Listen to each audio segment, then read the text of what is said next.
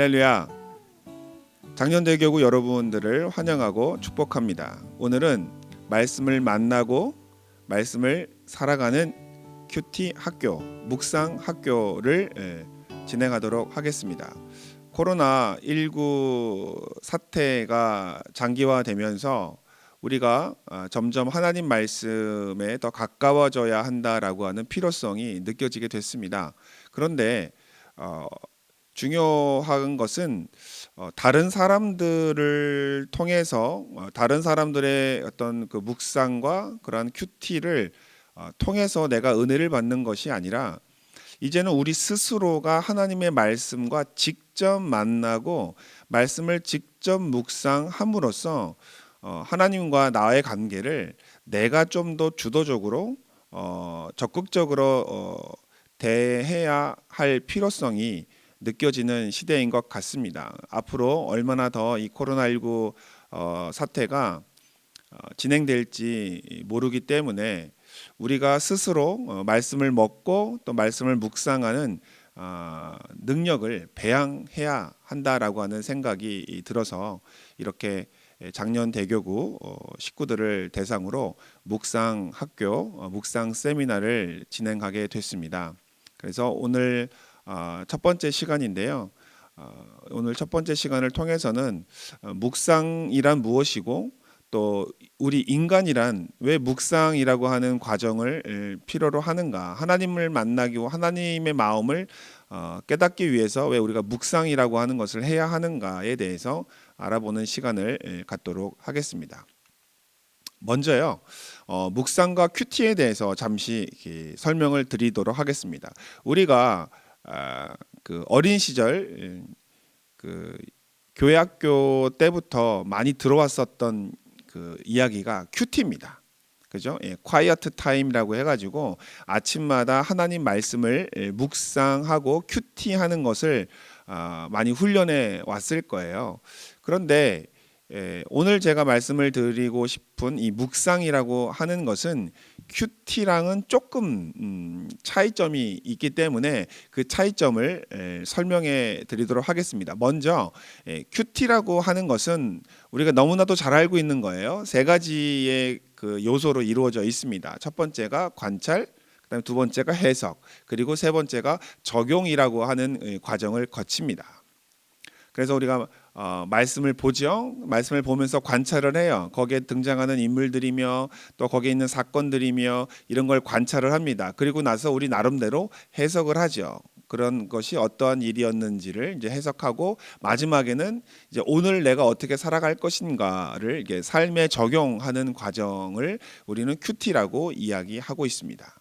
그런데 이 큐티에 있어서의 그 방점은 적용에 있다라고 볼 수가 있습니다. 그 하루의 말씀을 대하고 난 다음에 내가 오늘 어떻게 살 것인가를 내가 결단하고 내가 결정하는 이 적용 부분에 있다고 볼 수가 있습니다. 그런데 우리가 이 적용이라고 하는 것을 해보면요, 대부분의 적용이 모호하고 또는 때로는 주관적이고 또 피상적일 때가 많이 있습니다. 그래서 우리의 그 적용을 한마디로 그러니까 정리를 해보자면 결국은 예수님 안에서 착하게 살자라고 이렇게 귀결을 지을 수가 있어요. 우리가 하는 적용들의 대부분은 이 예수님 안에서 착하게 사는 것 안에 해당되는 것들일 거예요.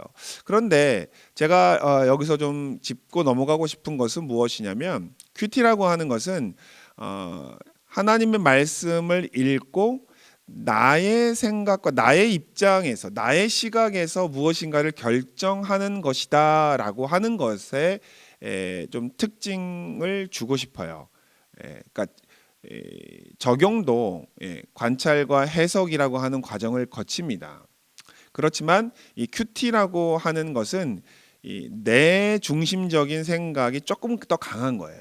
이 말씀을 읽고 내가 느낀 것이 무엇인가, 그리고 내가 오늘 무엇을 결정할 것인가, 내가 무엇을 결단할 것인가를 내가 생각하고 내가 찾아내는 과정을 좀 더 강조한다. 그러니까 우리 인간 사람의 관점이 그 조금 더 많이 들어간다라고 하는 것을 우리가 큐티라고 정의를 할 수가 있을 것이고요. 반면에 이제 묵상에 대해서 이제 말씀을 드리면 큐티가 본문을 관찰하고 해석하는 과정을 통해 자신을 되돌아보는 것이라면 묵상은 우리의 깨달음을 넘어서 하나님의 마음을 깨닫기까지 기다리는 것을 의미합니다. 즉 말씀을 읽고 해석하고 또 그런 다음에 내 삶에서 내가 어떻게 적용할 것인가를 내가 주도적으로 찾아 들어가는 것이 큐티라면, 적용이라고 하는 것은 그냥 말씀 앞에 나를 그냥 두는 거예요. 그냥 내가 오늘 무엇을 할 것인가, 내가 무엇을 결단할 것인가를 생각하기 전에 그냥 오늘 말씀을 읽고 말씀 앞에 서 있는 그대로 그냥 기다려 보는 겁니다. 기다려서 성령께서 우리 안에 말씀하시는 말씀들을 기다리는 거예요. 그러니까 조금 다르죠.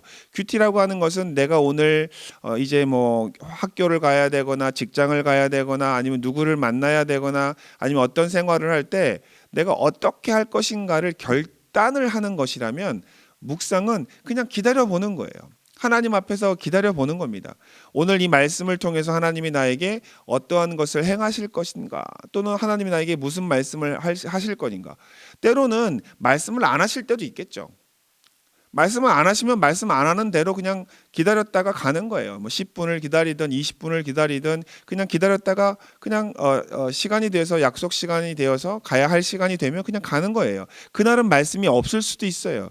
그런데 어느 날은 그런데 그게 10분이 될 수도 있고 뭐 20분이 될 수도 있고 뭐 1시간이 될 수도 있죠. 이 시간적 제한은 없어요. 그냥 어느 날은 1시간을 기다렸다가 말씀을 주실 때도 있고, 어느 날은 10분만 해도 하나님이 말씀하실 수도 있고, 내 마음에 감동이, 성령의 음성이 오셔서 나에게 무엇인가를 생각나게 하셔서 끝날 수도 있어요. 훈련을 많이 한 사람들은, 훈련이 된 사람들은 하나님의 말씀을 듣는데 그렇게 오랜 시간이 걸리지 않아요. 그러나 훈련이 덜 되면은 그것이 길어질 수 있는 것이 이제 묵상이라고 볼 수가 있는데, 이 묵상의 시작과 핵심은 이겁니다. 성경의 여러 구절 중에서 유독 어떤 말씀이 내 마음에 다가올 때가 있어요. 그냥 보통 때는 지나간 말씀인데 어느 날 그냥 아침에 또 어느 시간에 말씀을 대했는데 그 말씀이 그냥 내 마음에 다가올 때가 있어요. 그거는 바로 성령님이 그 말씀을 통해서 우리에게 이제 내가 너에게 말을 하겠다, 하나님의 말씀을 들려주시겠다라고 하는 그런 신호로 시작되는 겁니다. 그러면 그때부터 진정한 묵상의 기다림이 시작되는 것인데요. 묵상의 핵심은 매일 성령님의 조명을 통해서 나에게 주시는 말씀을 받고 성령님이 주시는 감동을 통해서 하나님의 마음을 느끼고 그분과 교제하는 거예요. 그러니까 큐티랑은 약간 그 강조점이 다르죠. 큐티는 아까 앞에도 말씀을 드렸지만 내가 무엇인가를 생각하고 내가 무엇인가를 발견하고 깨닫는 것에 방점이 찍힌다면, 이 묵상이라고 하는 것은 그러한 과정을 지나가지만, 통과하지만 결국에는 하나님의 음성을 기다려보는 겁니다. 하나님께서 그날 어떤 말씀을 하실지 모르지만 기다리는 거예요. 예를 들면 우리가 기도를 하잖아요. 기도를 하는 거는 내가 하나님께 나의 간구하는 그 바를 아뢰는 게 기도입니다. 그런데 이런 말 들어보셨을 거예요. 기도는 대화다라고 말씀을 들어보셨을 거예요. 그런데 만약 내가 내 말만 일방적으로 한다면 그건 대화가 아니라 일종의 독백이나 고백이 되겠죠. 그런데 만약에 기도가 대화가 되려면 어떤 시간이 필요하냐면, 기도에도 기다림의 시간이 필요합니다. 내가 하나님께 무엇인가를 간구합니다. 그런 다음에 그걸로 끝이 아니라 그냥 내가 한 말씀, 내가 한 기도에 하나님이 어떻게 응답하실 것인가를 기다리는 기다림이 필요한데, 오늘날 우리가 기도하고 예배할 때 이러한 기다림의 시간들이 많지 않은 것 같아요. 기다림의 시간보다는 그냥 우리가 일방적으로 하나님께 무엇인가를 전달하는 것으로 그냥 끝날 때가 많이 있는데, 이 묵상이라고 하는 것은요, 잠시라도 하나님의 말씀을 듣기 위해서 잠시 멈춤이라고 하는 겁니다. 나의 이성적인 생각도 그대로 멈추는 거예요. 멈추고 그냥 말씀 앞에 나를 노출시키는 거예요. 하나님 말씀 앞에 나를 그냥 던져 놓는 거예요. 그래서 하나님이 나에게 무엇인가를 말씀하실 수 있도록 그냥 시간을 기다리는 겁니다. 마치 아무것도 없는 광야에 나아가면 하늘의 별이 잘 보이듯이 아무것도 없이 그냥 말씀 앞에 내가 말씀 앞에 이제 그냥 가만히 있는 거예요. 그러면 그 사막에서 하늘의 별이 초롱초롱하게 빛나듯이 우리가 아무것도 없이 간구함도 없이 하나님께 기도하는 것도 멈추고 그냥 하나의 음성을 그냥 기다리는 거예요. 기다리면 광야에서 세미한 음성이 들리듯이 세미한 바람 소리가 들리듯이 하나님의 음성이 우리 안에 들려오기 시작한다. 라고 하는 것이 이제 묵상이라고 볼 수가 있는 거죠. 또 그 과정을 통해서 하나님과 교제하는 거예요. 하나님이 우리와 날마다 말씀하길 원하세요. 오늘 하루를 내가 어떻게 살아갈 것인가? 또 하나님이 내 인생을 어떻게 바라보시는가? 하나님은 내가 어떤 행동을 하기를 원하시는가를 묻고 대답하고 또 묻는 그런 그 대화의 과정이 묵상이라고 볼 수가 있는 것이죠. 자, 그러면 이 묵상이라고 하는 것이 왜 우리에게 필요한 것인가를 한번 알아보도록 하겠는데, 그러기 위해서는 사람은 어떤 존재인가에 대해서 살펴볼 필요가 있습니다. 마태복음 4장 4절에 보면 예수께서 대답하여 이르시되 기록하였으되 사람이 떡으로만 살 것이 아니요 하나님의 입으로부터 나오는 모든 말씀으로 살 것이라 하였느니라 하시니라고 하는 말씀이 있는데, 이 말씀은요 인간의 존재에 대한 굉장히 탁월한 그 분석과 해석이 담겨진 말씀이라고 볼 수 있는데, 이 말씀을 나중에 이제 또 살펴보겠지만 이 말씀을 근거로 인간은 어떤 존재인가에 대해서 성경에 나오는 언급들과 말씀을 통해서 한번 하나하나 알아보도록 하겠습니다. 첫 번째는 갈망하며 먹어야 하는 사람 이라고 하는 겁니다. 이를 성경에서는 네페시라고 하는 단어로 정의를 하고 있는데요. 생명 또는 영혼을 뜻하는 히브리어 네페시라고 하는 단어는 구약에서 755회나 등장합니다. 굉장히 많이 등장하죠. 왜냐하면 성경은 이러한 인간들의 기록이기 때문에 그래요. 생명 또는 영혼을 뜻하면서 또는 또 다른 것을 의미하는 것인데, 우리 한글 성경에서는 이 개역 개정에서는 네페시를 주로 영혼으로 번역을 합니다. 그런데 이 네페시의 문자적인 의미는요 목구멍을 뜻해요. 그러니까 이 목구멍이라고 하는 것이 목구멍인데, 여러분 목구멍이 무엇을 뜻하는 걸까요? 사람이 목구멍이다 라고 하는 것은 다름 아니라 인간의 본능적인 욕구인 식욕을 지닌 그런 존재로서의 인간을 의미합니다. 그래서 인간은 이 목구멍이 중요해요. 무엇인가 이걸 목구멍을 채워야 되는 거죠. 그래서 갈망하며 먹어야 하는 존재로서의 인간을 나타내는 용어로 목구멍을 뜻하는 네페시가 사용된 겁니다. 자, 그렇지 않나요? 생각해 보세요. 우리가 살아가는, 우리를 가장 많이 움직이게 하고 우리를 가장 많이 충동시킬 수 있는 것 중에 하나가 뭘까요? 바로 갈망이에요. 그것이 먹는 것이든 아니면 그것이 정신적인 것이든 아니면 그게 육체적인 것이든, 우리 인간은 무엇인가를 더 추구하고 갈망하는 존재라고 볼 수가 있는 것이죠. 그래서 전도서 6장 7절에 보면 사람의 수고는 다 자기의 입을 위함이나 그 식욕, 네페시죠. 네페시는 채울 수 없느니라.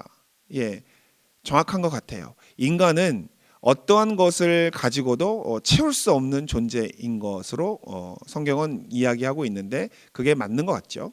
자, 그다음에 잠언서 16장 26절에 보면 이런 말씀이 또 나옵니다. 고되게 일하는 자는 식욕으로 말미암아 애쓰나 이는 그의 입이 자기를 독촉함이라. 인간을 독촉하는 것이 바로 이 식욕 또는 인간의 본능적인 욕구인 네페시라고 하는 것을 성경은 지적하고 있는 거예요. 그러니까 우리를 가장 움직이게 하는 건 1차적인 건 바로 본능적인 욕구라고 하는 겁니다.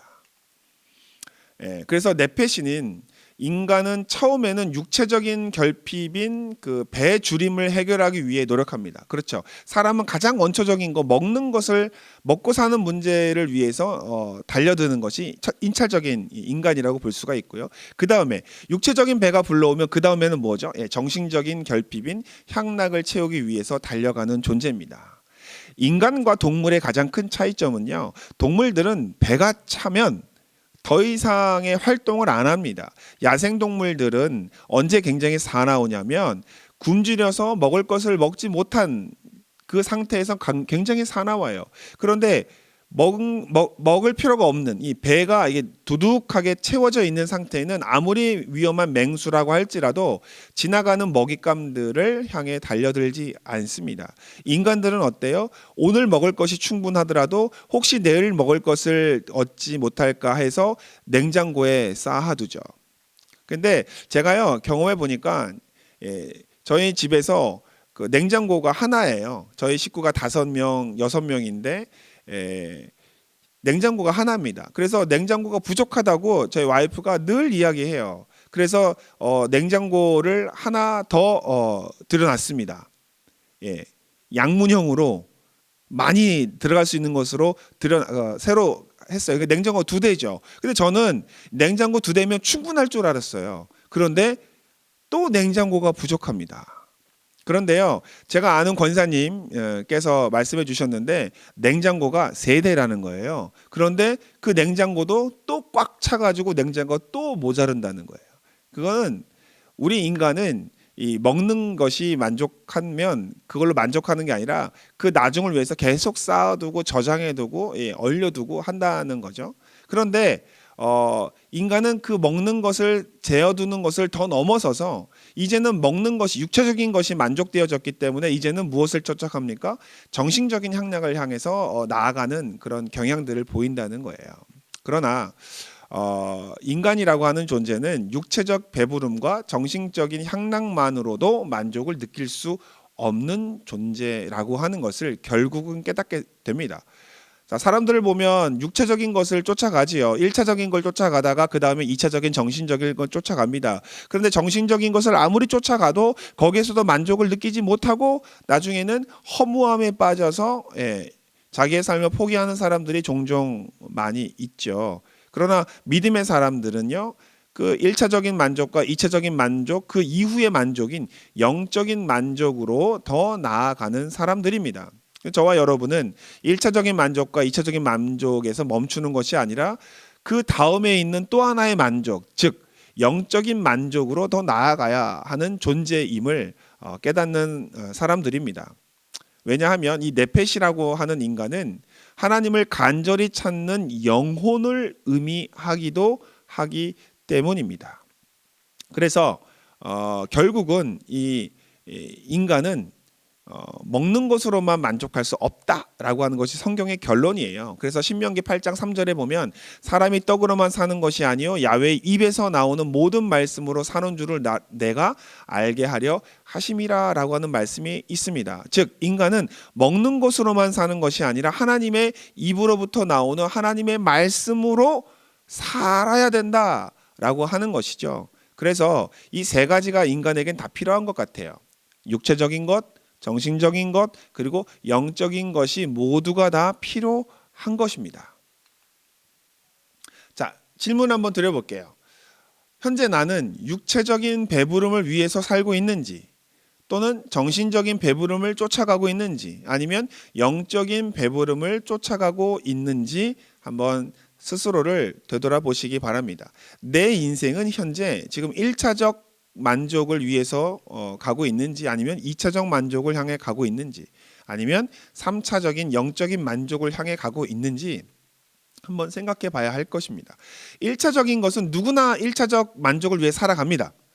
그리고 2차적인 것도 어느 정도 형편이 되면 다 살아가요. 그런데 문제는 세상 사람과 하나님의 백성은 3번째 만족에서 차이가 나는 거예요. 세상 사람들은 자기가 하고 싶은 여가 활동이라든지 아니면 본인이 하고 싶어하는 그런 활동, 여가 활동들을 하면서 인생을 만족하려고 하죠. 그러나 그런 만족을 쫓아다니다 보면 어떤 영혼의 공허함을 언젠가는 느끼게 됩니다. 그런데 우리 하나님을 믿는 백성들은 바로 이 3번째 만족인 영적 배부름, 영적인 이 풍성함을 또 중요한 가치로 생각을 하기 때문에 이것 3가지를 다 겸비해야 하는데 바쁘게 살다 보면 3차부터 잊어먹어요. 영적인 것부터 잊어먹습니다. 그리고 사는 것이 너무 힘들면 그 다음엔 정신적인 만족도 잊어먹어요. 왜? 일차적인 만족을 위해서 사는 것 자체가 힘드니까.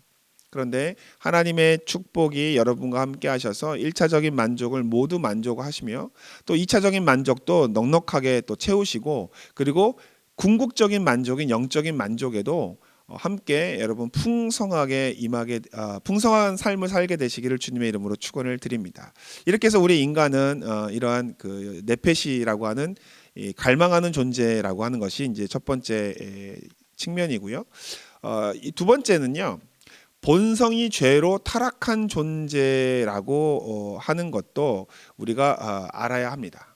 무슨 얘기냐면 성경에는요 사람을 칭할 때 한편으로는 네페시라고 이야기도 해요. 하지만 다른 한편으로는 사람을 바사르라고 칭하기도 합니다. 히브리어인데요. 이 육체 이 바사르는 진노의 대상인 인간의 특성을 나타내는데 사용되어지는 용어입니다. 그러니까 하나님의 말씀인 성경은 인간을 갈망하는 존재인 네페시라고도 보기도 하지만 또 다른 한면에는 뭐예요? 예, 죄와 연결되어진 존재라고도 보는 것이죠. 그래서 이 히브리어 바사르라고 하는 이 원래 히브리어의 뜻은요, 본능대로 살아가는 동물의 육체, 그러니까 이 살이죠, 살, 이 그 고기, 예, 플래시, 예, 플라이시, 고기라고 하는 거죠. 육체의 동물, 그러니까 사람의 살도 이 고기에 해당하고 육체의 동물도 동물의 육체도 이 고기죠. 고기 이걸 살이라고 그러는데 이걸 바사르라고 그래요. 그런데 이 동물의 육체를 뜻하던 바사르가 왜 사람을 지칭하는데 사용되어졌냐면 그것은 사람이란 그 본성에 있어서 탐욕과 거짓의 존재임을 성경은 알고 있기 때문에 그런 겁니다. 그래서 쉽게 말해서 바사르는 죄를 짓고 또 그 죄로 인하여 죽음을 향해 나아가는 존재를 나타내는 단어라고 볼 수가 있습니다. 성경에 보면 이 바사르와 관련해서 여러 말씀이 나오는데 창세기 6장 12절에 보면 하나님이 보신즉 땅이 부패하였으니 이 땅에서 모든 혈육 있는 자의 행위가 부패함이었더라 라고 했을 때 이 혈육이라고 나오잖아요. 한글 성경 개역개정에서는 이제 혈육이라고 번역을 하고 있는데 원래 이 단어는 히브리어로 바사르예요. 바사르. 자, 여기 말씀을 보세요. 하나님께서 이 땅을 보셨어요. 근데 땅이 부패했대요. 근데 왜 부패했을까요? 예, 이 땅에 있는 혈육이 있는 자의 행위가 부패하였기 때문에 그렇습니다. 그런데 그 혈육이 있는 자가 누구예요? 바로 바사르, 사람을 뜻하는 것이죠. 에베소서 2장 3절에도 이런 말씀이 나옵니다. 전에는 우리도 다 그 가운데에서 우리 육체의 욕심을 따라 지내며 육체와 마음에 원하는 것을 하여 다른 이들과 같이 본질상 진노의 자녀이었더니라고 말씀하고 있습니다. 여기에서도 보면 우리는 육체의 욕심을 따라 살아간다는 거예요. 이 육체가 뭡니까? 바사르고 헬라어에서는 이제 소마라고 하는데 똑같은 거예요. 이 여기서 얘기하는 이 그 육체라고 하는 개념은 신약이나 구약이나 동일한 개념이에요. 그 동일하게 육체를 따라가는 그 마음 또는 육체를 따라가는 그 행위들은요, 다 하나님 앞에 진노의 대상이 될 수밖에 없습니다. 다 죄악의 그 결과이기 때문에 그렇거든요. 그래서 신약이나 구약이나 이 육체적인 인간으로서의 이 존재는 죄악과 또 부패함과 결국은 이 죽음을 의미하는 이 진노의 대상이 될 수밖에 없다라고 이야기하고 있는 것이죠. 그래서 사도 바울은 또 로마서 7장 23절에서 이렇게 이야기합니다. 오호라 나는 곤고한 사람이로다. 이 사망의 몸에서, 그렇죠? 사망의 육체에서 누가 나를 건져내랴. 네. 뒤에 가면 성령의 생명의 법이 나를 이 죄의 법에서 이제 해방하게 된다 하셨다라고 하는 고백이 나오긴 하지만 바울의 그 원초적인 그 걱정은 자기 자신이 육체에 속하는 사람이었고 자기가 수시로 육체에 속한 사람으로서 행동을 하게 된다는 것을 본인이 깨달은 것이죠. 그래서 걱정한 거예요. 누가 나를 이 사망의 법에서 나를 꺼내줄 것인가? 이 육체의 이 구속된 삶에서, 죄악의 구속된 삶에서 누가 나를 꺼내줄 것인가를 고민했던 것이죠. 결국은 사울이 발견한 그 사망의 그 법에서 해방하는 것은 생명의 성령의 법이었습니다. 성령의 자유케 하심을 통해서 바울은 이 죽음에 연결되어져 있는, 죄에 속박되어져 있는 육신의 굴레에서 벗어날 수 있다라고 말씀을 고백하는 것이죠. 이처럼 인간은 무엇인가를 갈망하는 그 네페시의 존재와 또 죄악과 떨어질 수 없는 이 바사르의 존재이지만, 세 번째, 동시에 앞에 것은 좀 더 별게 좋은 건 아니었잖아요. 근데 이 세 번째 희망이 있는데, 이 레바브라고 하는 존재거든요. 이 레바브라고 하는 단어는 원래는 이 마음을 때, 하트를 때, 하트. 히브리어로 하트가 레바브예요. 근데 레바브는 심장을 뜻하기도 하고 마음을 뜻하기도 하고 또는 영혼을 뜻할 때도 있습니다만, 어쨌든 이 히브리어 레바브라고 하는 단어는요, 반성과 명상 그리고 숙고와 같은 깊은 사고를 할 수 있는 존재로서의 인간을 의미합니다. 그런데 이게 왜 중요하냐면, 하나님은 인간이 이성을 통하여서도 하나님을 알기를 원하셨기 때문에 우리에게 이 레바브, 하트, 이성, 마음이라고 하는 이 레바브를 주신 것이거든요. 근데 그걸 어디서 어떻게 알 수 있냐면, 호세아 6장 3절에 보면 이렇게 나오죠. 그러므로 우리가 야훼를 알자. 힘써 야훼를 알자. 그의 나타나심은 새벽빛 같이 어김없나니 비와 같이 땅을 적시는 늦은 비와 같이 우리에게 임하시리라 하니라. 호세아 선지자가 이렇게 호세아서에 이렇게 기록되어 있어요. 우리가 야훼를 알자, 힘써 야훼를 알자라고 이야기하는 것이거든요. 사람이라고 하는 존재가 야훼를 알려고 하면 알 수 있다는 거예요. 그냥 힘써서 야훼를 알려고 노력하면 알 수 있다는 거예요.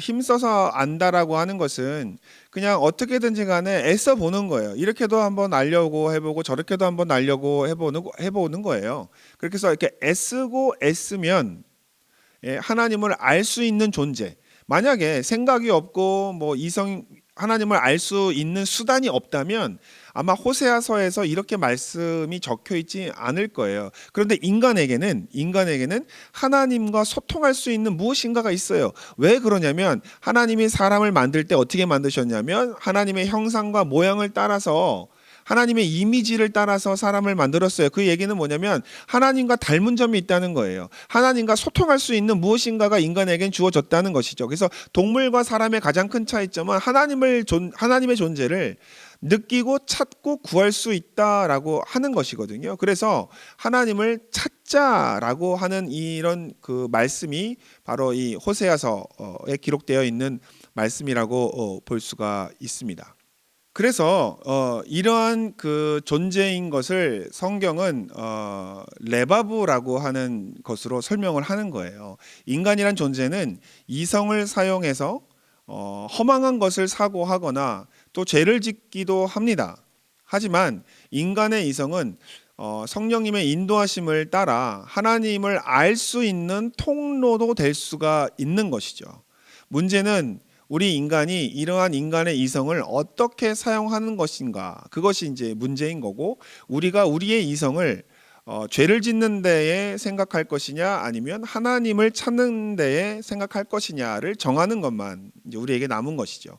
이를 위해서 우리가 해야 할 것은 성령께서 우리의 영적인 눈을 밝혀 주셔서 하나님을 깨닫게 되기를 기도하는 겁니다. 마치 엠마오로 가는 예수님의 제자들이 예루살렘을 등지고 엠마오로 내려가고 있었습니다. 한동안은 예수님을 따라다녔던 사람들이지만 예루살렘에서의 어떤 그 소돔과 십자가 사건을 통해서 예수께서 돌아가시는 것을 본 제자들이 그냥 자기 고향으로 원래의 모습으로 그냥 걸어갔어요. 어깨에 힘을 쭉 떨어뜨리고 또 자기들이 지난 몇 년 동안 따라다녔던 그 예수님의 그 모습이 허망하게 끝나는 것을 눈으로 목격하면서 낭망한 마음으로 걸어가고 있었던 거예요. 그런데 갑자기 옆에 어떤 행인이 나그네가 자기들에게 다가와서 말을 겁니다. 근데 아마 그 제자들이 그분이 누군지를 깨닫지 못했던 것 같아요.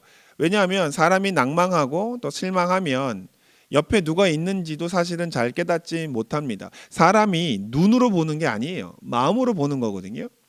지나오는 많은 사람들이 내 머릿속에 남지 않는 것은 내 마음으로 보지 않았기 때문에 그렇습니다.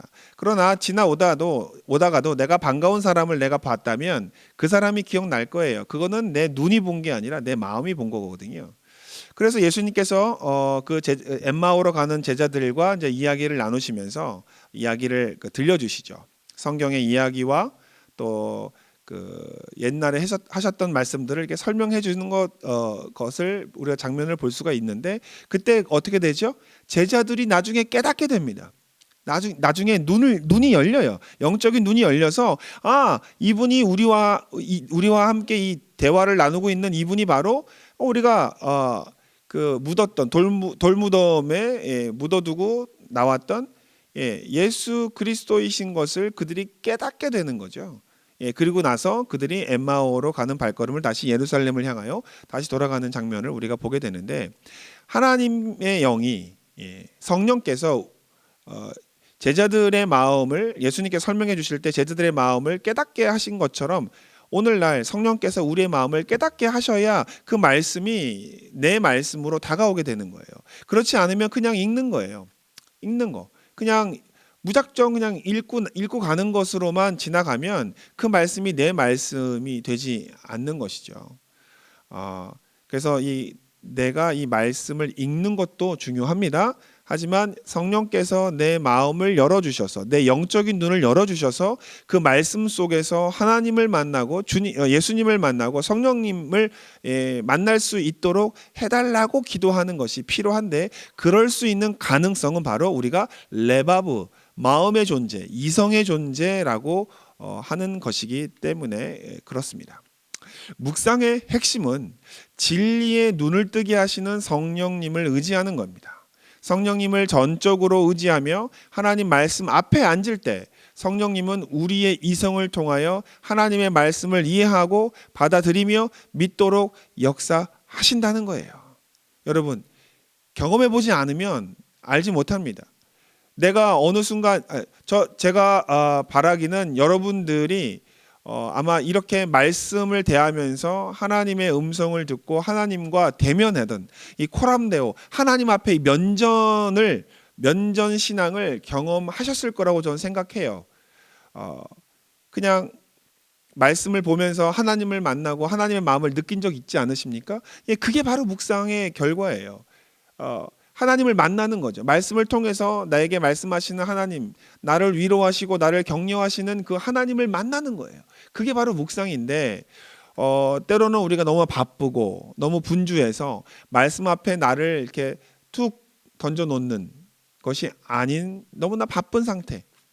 여러분 광야에 가서 보통 보면 하나님의 그 백성들 또 하나님의 지도자들이 하나님을 만나는 곳이 어디냐면 산 꼭대기 아니면 광야예요. 왜 그런지 아세요? 아무것도 방해하는 것이 없는 곳에 가야 하나님을 만날 수 있거든요. 그래서 때로는 우리가 이 복잡한 삶을 떠나서 자연 속에서 하나님을 만나고 또 조용한 곳에서 하나님을 만나려고 하는 거거든요.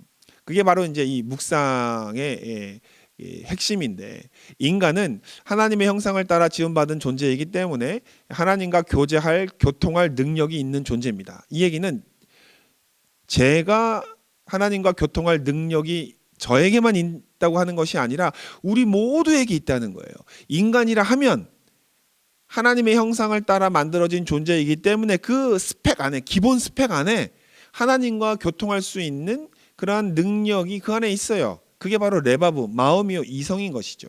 그래서 여러분 하나님을 믿지 않는 사람이라 할지라도 살다가 지치고 힘들다 보면 때로는 영적인 세계를 갈급할 때를 우리가 볼 때가 있습니다. 왜 그럴까요? 바로 영적인 존재, 레바브의 이성적인 존재, 이 마음의 존재이기 때문에 그런 거예요. 그래서 언젠가 인간은 살다가 1차적인 욕구와 2차적인 욕구를 다 거치고 난 다음에 언젠가는 이 3차적인 영적인 욕구를 갈급하게 되는 존재이고, 또 그 영적인 욕구를 만족할 수 있는 기능인 이 레바브를 통해서 하나님을 인식하고 하나님께 나아올 수 있다라고 하는 존재인 것이죠. 그래서 저와 오늘 여러분이 이렇게 묵상에 대해서 공부하고 있는데, 이 묵상이 바로 가능한 이유는 우리가 레바브의 존재이기 때문에 그렇다는 것이죠. 자, 그러면 우리에게 필요한 것은 무엇인가? 우리에게 필요한 것은 무엇인가에 대해서 한번 살펴보도록 하겠는데, 이것도 마태복음 4장 4절에 나와 있는 이 말씀이 해결책입니다. 예수께서 대답하여 이르시되 기록하였으되 사람이 떡으로만 살 것이 아니요 하나님의 입으로부터 나오는 모든 말씀으로 살 것이라. 여러분, 이게 마태복음 4절 4절에만 나온 게 아니었죠. 앞부분에 신명기에서 이 말씀이 나왔던 거 기억하십니까? 네, 예수님께서 구약에 있었던 신명기의 말씀을 인용하신 거예요. 예수님도 하나님이 신명기에 있었던 사람이라고 하는 존재는 먹는 것으로만 사는 존재가 아니라 영적으로 하나님의 말씀으로 살아야 한다라고 하는 말씀을 다시 한번 우리에게 반복하고 있는 것이죠. 그래서 정리를 한번 해보겠습니다. 네페시에게 필요한 건 무엇인가? 바로 하나님의 말씀입니다. 네페시로서의 인간은 굶주림의 존재입니다. 육적 굶주림과 정신적 굶주림, 그리고 영적 굶주림의 존재라고 제가 말씀을 드렸어요. 육체적인 욕구와 정신적인 욕구는 당장은 꿀맛처럼 느껴질 수 있습니다. 하지만 궁극적으로 영적인 갈증은, 영적인 굶주림은 이 1차 굶주림과 1차 만족과 2차 만족이 만족시켜 줄 수가 없다는 거예요. 결론적으로 인간은 오직 하나님의 말씀으로만 채워질 때 비로소 영적 결핍의 상태를 벗어나서 참된 배부름의 만족의 상태에 도달할 수 있다는 거죠. 수고하고 힘든 모든 사람들이 어떻게 해야 쉼을 얻을 수 있을까요? 결국은 예수님께로 가야 쉼을 얻게 되듯이, 인간이라고 하는 존재가 1차적 욕구와 2차적 욕구를 통해서 만족할 수 있지 못하고 결국은 하나님의 말씀으로 가야 된다라고 하는 것이 예수 그리스도의 말씀이었죠. 모든 사람이 떡으로만 살 것이 아니라 하나님의 입으로부터 나오는 하나님의 말씀으로 살 수 있다라고 하는 그 말씀의 핵심이 바로 이걸 지적한 거예요. 그래서 네페시라고 하는 이 욕구, 갈망하는 존재로서의 인간에게 필요한 건 바로 하나님의 말씀이다 라고 하는 것이 성경의 결론입니다. 두 번째, 그래서 신명기 8장에 나오는 말씀이죠. 사람이 떡으로만 사는 것이 아니요 야훼의 입에서 나오는 모든 말씀으로 사는 줄을 내가 알게 하려 하심이라. 예수님께서 인용하신 말씀의 근원이 신명기 8장 3절이죠. 그 다음에 바사르에게 필요한 것은 무엇인가? 여러분, 바사르는 어떤 존재라고 얘기했죠? 원래 동물의 육체를 의미하는 단어인 이 바사르가 사람에게 적용된 것은 죄와 가깝고 죄로 인해서 결국은 죽음에 이르게 되는 진노의 대상인 존재를 우리는 바사르라고 말씀을 드렸습니다. 그러면 이 진노의 대상인 바사르, 결국은 이 죄와 가까운 이 바사르가 필요한 건 무엇인가? 바로 죄로부터의 해방입니다. 바사르는 죄악으로 치닫는 존재로서의 인간을 의미합니다. 이와 같은 죄의 존재로서의 인간에게 필요한 것은 바로 거룩입니다. 그래서 성경에서 하나님은 우리에게 내가 거룩하니 너희도 거룩할지니라 라고 이야기하면서 거룩을 요구하셔요. 해답은 그겁니다. 거룩이에요. 죄가 하나님으로부터의 분리를 의미한다면 구원이라고 하는 것은 그 죄로부터의 분리라고 말할 수가 있습니다. 궁극적인 구원은 우리가 죽어서 하나님 곁으로 가는, 천국으로 가는 것이 구원이겠지만, 이 땅에서의 구원은 무엇일까요? 이 땅에서의 구원은 바로 죄로부터 멀어지는 것, 죄로부터의 이 분리를 의미하는 것이죠. 죄악된 존재로서의 인간에게 필요한 것은 바로 죄로부터의 분리입니다. 그것은 바로 거룩이죠. 이 거룩이라고 하는 것은, 거룩함이라고 하는 것의 1차적인 뜻은요, 분리입니다.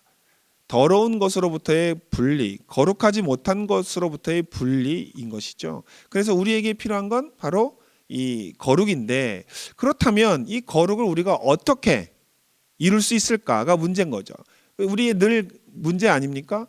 내가 어제는 거룩한 것 같았는데 오늘은 그 거룩을 유지할 수 없을 그 모습을 보면서 또 우리가 사도 바울의 기도처럼 오라 나는 공고한 자로다. 누가 이 사망의 육체에서 나를 건져낼 것인가 라고 고백하는 그런 존재, 우리 날마다 경험하는 존재 아닙니까? 베드로전서 1장 15절 16절에 보면 하나님께서 이렇게 말씀을 주셨어요. 오직 너희를 부르신 거룩한 이처럼. 부르신 거룩한 이가 누구죠? 예, 하나님이죠. 하나님이 거룩한 것처럼 너희도 모든 행실에 거룩한 자가 되라. 기록되었을 때 내가 거룩하니 너희도 거룩할지어다. 왜 하나님은 우리에게 거룩을 말씀을 하셨을까요? 왜냐하면 거룩 자체가 죄로부터의 분리를 의미하기 때문에 그렇습니다. 여러분, 우리가 왜 거룩해야 될까요? 예, 죄로부터 멀어지기 위해서 거룩한 것입니다. 하나님과 가까워지기 위해서 거룩한 겁니다. 그게 인간에게 있어서 중요한 해방을 주기 때문에 그렇습니다. 그러면 결론적으로는 그럼 우리가 어떻게 이 거룩에 이르게 될 것인가가 우리의 결론이겠죠. 자, 거룩함에 이르는 방법은 바로 레바브에 있습니다. 죄를 짓지 않는 방법이 있다면 그것이 무엇일까? 그게 우리의 기도 제목이죠. 시편 기자는 주께 범죄하지 않기 위해 자신의 마음에 하나님의 말씀을 두었다라고 고백합니다. 말씀을 잠깐 보고 오겠습니다. 시편 119편 11절에 보면 내가 주께 범죄하지 아니하려 하여 주의 말씀을 내 마음에 두었나이다 라고 시편 기자는 이렇게 고백하고 있습니다. 예, 그렇습니다, 여러분. 죄를 짓지 않기 위해서 시편 기자 어떻게 해요? 하나님의 말씀을 내 마음에 두었다라고 기록하는 거예요. 하나님의 말씀을 우리의 마음에 두는 것, 그것이 바로 죄를 짓지 않을 수 있는 방법입니다. 우리가 하나님의 말씀을 모르면 죄를 지을 수 있어요. 또는 하나님의 말씀을 알지만 이 말씀을 내 마음에 두지 않고 저 멀리 두면 죄를 지을 수가 있는 거예요. 하지만 그 마음이 내 안에 들어오면, 그 마음이 내 안에 존재에 계시면, 임재에 계시면 우리가 죄를 짓기가 굉장히 힘듭니다. 예를 들면 우리가 운전을 하잖아요. 근데 교통법규를 지킵니다. 그런데 우리가 교통법규를 왜 지킬까요? 우리가 운전면허를 따기 위해서 운전면허 시험을 보잖아요. 시험을 볼 때 이러면 된다, 이러면 안 된다라고 하는 것들을 배웁니다. 배우면 어디에 두죠? 예, 마음에 둡니다. 그 마음에 두면 그렇게 행동을 못 하는 거예요. 왜요? 마음의 양심에 꺼리낌이 되기 때문에 빨간불인데 건너지 못해요. 왜요? 건너지 말라고 배웠기 때문에, 그 법이 내 마음에 있기 때문에 그래요. 근데 내가 만약에 빨간불인데도 지나가요. 그건 왜 그렇습니까? 내가 알고 있음에도 불구하고 그 말을 내가 중요하게 여기지 않기 때문에 그냥 법을 무시해서 가는 게 교통법규를 어기는 거죠. 그러다 보면 사고가 나기도 하고. 자, 하나님의 말씀을 내 안에 둔다라고 하는 것은 하나님의 법을 내 안에 둔다는 거예요. 자, 내 마음에 그 법이 없을 때는 내 마음대로 행동하게 됩니다. 그런데 교통법규가 내 마음에 들어오면은 내가 교통법규를 지키게 되듯이 하나님의 말씀이 내 마음에 들어오면 내가 그것을 지키게 된다는 거예요. 예전에는 내 마음대로 내 뜻대로 살았다면 그 마음에 하나님의 법을 두면 이젠 내 마음과 내 뜻대로 살지 않게 된다라고 하는 것이 시편 기자의 내용입니다. 고백인 거죠. 그리고 저도 이 말씀에 동의를 합니다. 하나님의 말씀을 우리가 날마다 묵상하고 내 마음에 둔다면, 그렇죠? 그러면 내가 그날 행동할 때에도 그 마음의 법이 나를 지켜주겠죠. 잘못된 행동을 하지 않도록 내 마음을 인도해 주겠죠. 그게 바로 시편 기자의 고백입니다. 묵상은 어려운 게 아니에요, 여러분. 하나님의 말씀을 우리 마음에 두는 겁니다. 빛이 충만한 곳에는 어두움이 자리 잡을 곳이 없듯이 하나님의 말씀이 우리의 마음속에 곳곳에 충만하다면 죄가 침범할 틈이 없어지는 거예요. 그런데 언제 죄가 들어오냐면 내가 때로는 이 말씀을 생각하지 않고 다른 것을 생각할 때, 마치 베드로가 주님만 보고 갈 때에는 물 위를 걸었다가 주위에 출렁이는 물과 일렁이는 그 파도를 바라볼 때 그 물에 빠졌듯이 우리의 시각이 하나님을 향하고 하나님의 말씀을 향하고 주님을 향하고 있을 때는 그 말씀의 법이 나를 주장하는데, 때로는 그 말씀의 법보다 다른 것을 내가 바라보게 되면 그때는 베드로처럼 물에 빠지는 거예요. 우리가 하나님 말씀대로 살지 못하게 되는 거예요. 하나님의 말씀이 우리 안에 심겨져야 됩니다. 우리의 마음이 거룩해지려면 하나님의 말씀, 하나님의 법이 내 마음에 심겨져야 되는 거예요. 말씀을 통해 생각이 거룩해집니다. 그리고 거룩해진 생각을 통하여 우리의 행동도 거룩해지는 거지요. 그래서 여러분, 하나님을 잘 믿기 위해서는 말씀을 읽어야 하고 하나님 말씀의 뜻을 공부해야 돼요. 그리고 그 말씀의 뜻을 내 마음에 담아야 돼요. 담아둬야 됩니다. 힘들고 어려워도 그 마음을 담아두고 잊지 않으려고 노력하는 사람들이 하나님 앞에 거룩한 삶을 살 수 있게 되는 것이죠. 그래서 우리가 날마다 큐티와 같은 이 묵상을 해야 하는 이유가 그겁니다. 큐티가 나쁘다는 게 아니에요. 큐티보다 좀 더 깊게 들어가자라고 말씀을 하기 위해서 제가 오늘 묵상이라고 하는 개념을 여러분께 설명을 드리고 있는데, 그러기 위해서는 내 마음에 하나님 말씀을 두는 것이 중요하다라고 하는 걸 기억하시기를 부탁을 드리겠습니다. 자, 이제 결론을 한번 내보겠습니다. 예수께서 말씀하셨죠. 사람이 떡으로만 살 것이 아니라, 마귀가 예수님을 시험했어요. 광야에서 40날 40주야를 굶으시고 금식하시고 난 다음에 가장 큰 유혹이 뭐였을까요? 먹는 거였겠죠. 돌을 들어서 떡을 만들어 먹어라 라고 하자 예수님께서 말씀하신 것이, 사람은 떡으로만 사는 존재가 아니야, 하나님 말씀으로 사는 존재야 라고 단호하게 사탄의 마귀의 유혹을 걷어내셨죠. 왜 그럴까요? 그건 바로 신명기 8장에 있는 말씀이 예수님 마음 안에 있었기 때문에 그래요. 사람은 떡으로만 사는 존재가 아니고 하나님의 입에서 나오는 말씀으로 사는 존재야 라고 하는 그 말씀이 예수님 마음에 있었기 때문에 사탄의 유혹도 거절할 수 있었던 거예요. 이게 이제 오늘의 결론인데요. 사람은 무엇을 먹어야 심령이 만족하며 행복할 수 있을까? 무엇을 통해 죄를 실제로 이길 수 있을까? 영이시며 거룩하신 하나님을 어떻게 만날 수 있을까? 바로 하나님의 말씀입니다. 오늘의 결론은 하나님의 말씀이에요. 묵상이라고 하는 것은 하나님의 말씀을 대면하는 거고 하나님 말씀 앞에 우리가 서는 것이잖아요. 묵상은 특별한 사람의 전유물이 아닙니다. 특별한 영성을 갖춘 이의 전유물도 아닙니다. 묵상은 구원받은 사람이라면, 모든 그리스도인이라면 누구나 가능한 거예요. 왜요? 제가 말씀을 드렸죠. 인간은 원래부터 만들어질 때부터 레바브의 존재로 만들어졌다고, 하나님을 인식할 수 있는 존재로 만들어졌다고, 하드웨어적으로 하나님을 인식할 수 있는 그 이성이 있다고. 물론 하나님을 100% 완전히 하나님을 깨달을 수 있는 건 아니지만, 하나님이 당신을 나타내 주셔야만 우리가 깨닫게 되는 것이지만, 어쨌든 간에 인간이라고 하는 존재 스펙 자체에 이성이라고, 레바브라고 하는 것이 있어서 하나님을 느낄 수 있다는 거예요. 하나님을 깨달을 수 있는 존재라고 하는 것이죠. 여러분, 묵상은 누구나 가능합니다. 왜요? 우리에게 스펙상 레바브가 있기 때문에 그렇고요. 그리고 묵상을 인도하시고 묵상을 주관하시고 인도하시는 분은 성령님이 때문에 그래요. 우리의 능력에 의해서 묵상이 좌우되는 것이 아니라 성령님이 인도하시는 거기 때문에 우리의 능력에 상관없어요. 성령께서 인도해 주시는 거기 때문에 누구나 가능하다는 것입니다. 이제까지 하나님 말씀 앞에 서는 것이 어렵다고 생각하신 분 계십니까?